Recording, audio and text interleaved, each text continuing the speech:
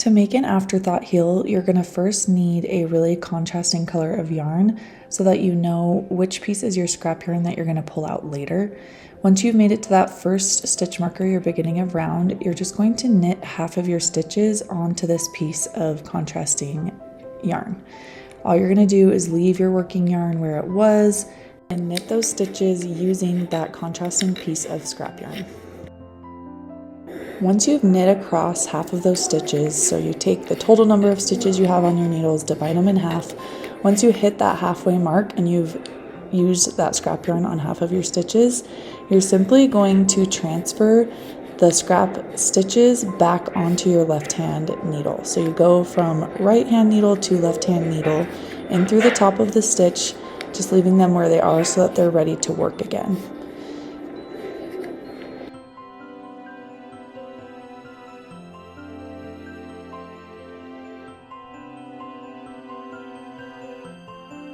So now I have transferred all of my scrap yarn stitches from my right needle back to my left needle, and they are all ready to be worked again.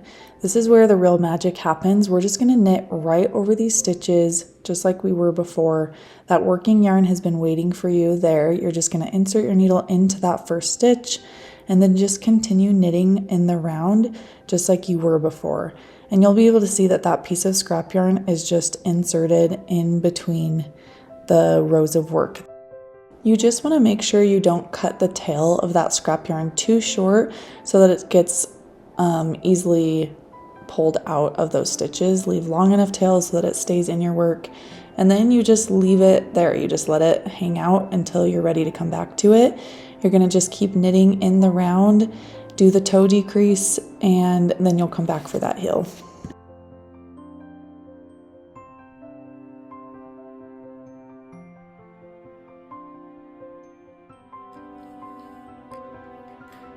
Here you can see that I finished my toe decrease. I finished the foot, and you can see that contrasting yarn in the middle of my work. So now I'm ready to go back for my heel. Ready for the fun part. Now I'm just going to go back to where that scrap yarn was inserted. If you look closely at each V, you'll see that there's a right side and a left side, the legs of the stitch. You're always going to go in through the right leg of the stitch, and you're just going to slide your needles in through each of those right legs of each V. Just take your time here, picking up each stitch, making sure that you're not missing any.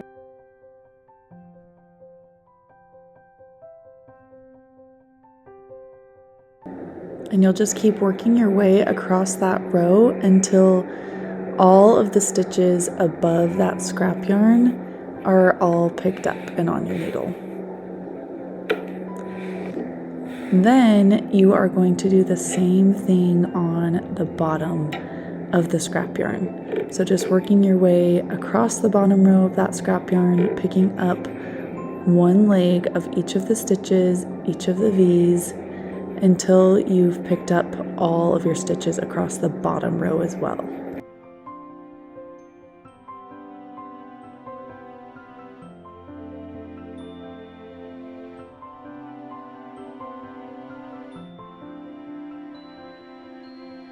Okay, I have all of the stitches on the top and the bottom picked up on one leg.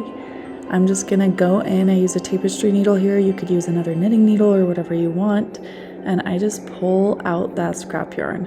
It is like magic. You will see all of the stitches are just hanging out on my needles now.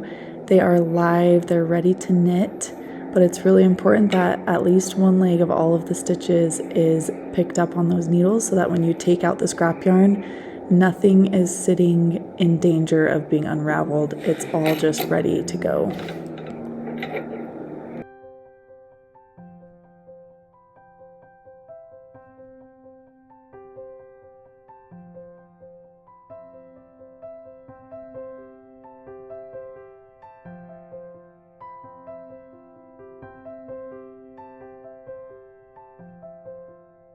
So once my scrap yarn is all the way out, I'm just going to insert my stitch marker so that I know where the beginning of round is, and then I'm going to start knitting my heel. What you do is just slide that stitch marker over to your right hand needle and then insert your yarn, and I'm gonna knit half of the stitches. So knitting across here until I hit that halfway mark.